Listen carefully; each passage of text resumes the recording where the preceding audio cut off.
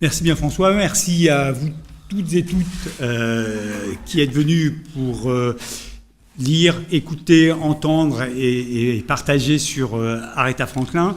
La question qui nous a souvent été posée, c'est la flèche en dessous, pardon, voilà, c'était pourquoi Aretha Franklin ?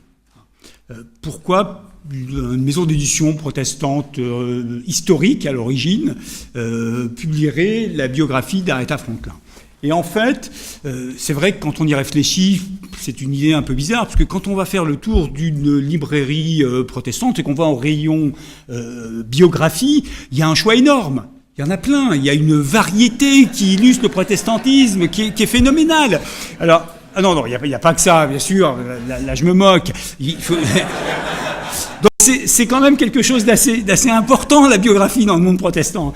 Mais là, quand on fait le tour, on se pose une question qui a été posée d'ailleurs par un grand chanteur protestant lui-même. Quand on fait le tour de ses biographies, on se dit, mais où sont les femmes ?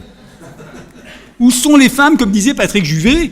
Et il a bien raison, parce que on n'en voit pas beaucoup. Et d'ailleurs, nous ne sommes pas les seuls à se poser la question, puisque des historiennes, la fin de l'année 2018, des historiennes ont publié une tribune dans Le Monde en disant qu'il faut faire de la place aux femmes dans l'histoire.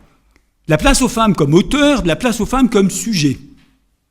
Et effectivement, nous avons relayé avec Céline Borello, qui est une de nos auteurs, nous avons relayé cette tribune dans Réforme en disant où sont les femmes dans le protestantisme. On n'en voit pas assez, en tout cas dans le monde de l'édition. Alors, bien sûr, j'exagère. Si vous avez suivi ce que publient les éditions Ampélos, vous avez vu le journal ou les mémoires de Eugénie Bost. Alors, pour ceux qui sont au courant, Eugénie, c'est la femme de John. Okay. On a aussi publié le journal de Madeleine Blocher-Sayens. Madeleine, c'est la fille de Ruben Sayens. Et puis, double effet qui se coule avec le journal de Louise Dumas-Trocmé, parce que Louise Dumas-Trocmé, c'est à la fois la demi-sœur d'André Trocmé et la fille de Paul Trocmé.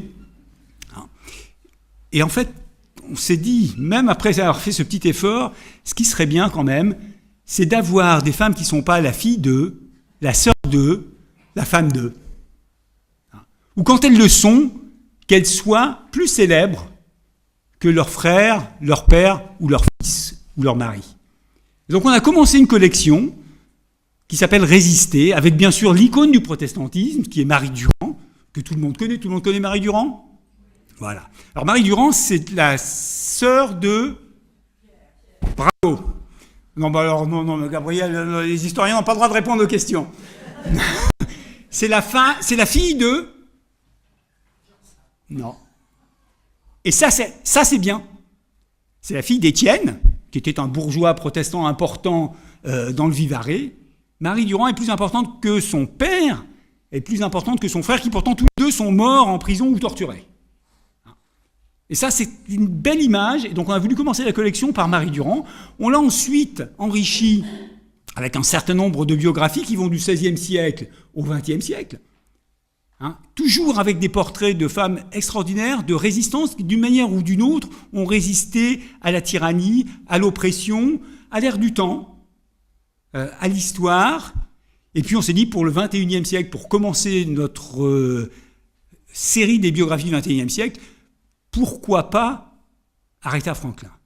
Pourquoi pas ? Et ça se résume en une seule slide, c'est très très simple. Comme toutes les autres, c'est un bel exemple de résistance, parce que c'est une femme qui a commencé à chanter quand elle avait 6 ans au Temple, a commencé des tournées à 12 ans, a été mère pour une première fois à 14 ans, pour une deuxième fois à 15 ans. Elle a commencé comme la fille de son père. Dans l'affiche que vous voyez ici, elle est en petit en dessous de son père. Alors son père, c'était C.L. Franklin, quelqu'un qui doit faire rêver à peu près la moitié de l'assistance ici, parce que c'était un pasteur dont on s'arrachait les disques de sermons. C'était comme ça. Ça se faisait comme ça. Mais très très vite, et vous le voyez sur ce disque-là, elle est devenue plus importante que son père, qui pourtant était très connu. Et qui avait lui aussi, désolé Bertrand, il avait une émission de radio. Mais sa fille est devenue... Donc, méfie-toi.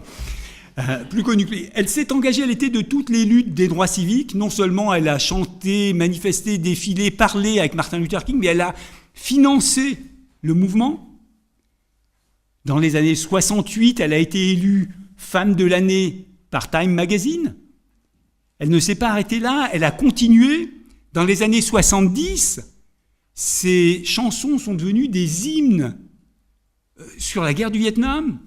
2 chansons notamment, l'une qui avait été composée, qui s'appelle Chain of Fools, et qui n'était pas du tout une chanson contre la guerre du Vietnam, mais qui a été détournée par les soldats contre la guerre du Vietnam, et une autre qui a été composée pour les soldats qui étaient au front et qui mouraient par milliers, qui s'appelle, et vous la connaissez toutes, c'est « I say a little prayer for you ».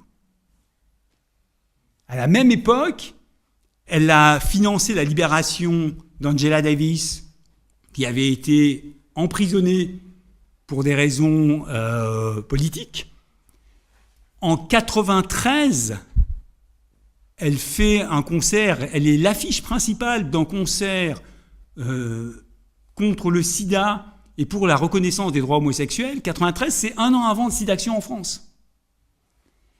Et en 2015, son couronnement, c'est aussi le couronnement d'Obama. Elle chante à la Maison-Blanche pour l'inauguration d'Obama. Elle ne s'arrête pas là.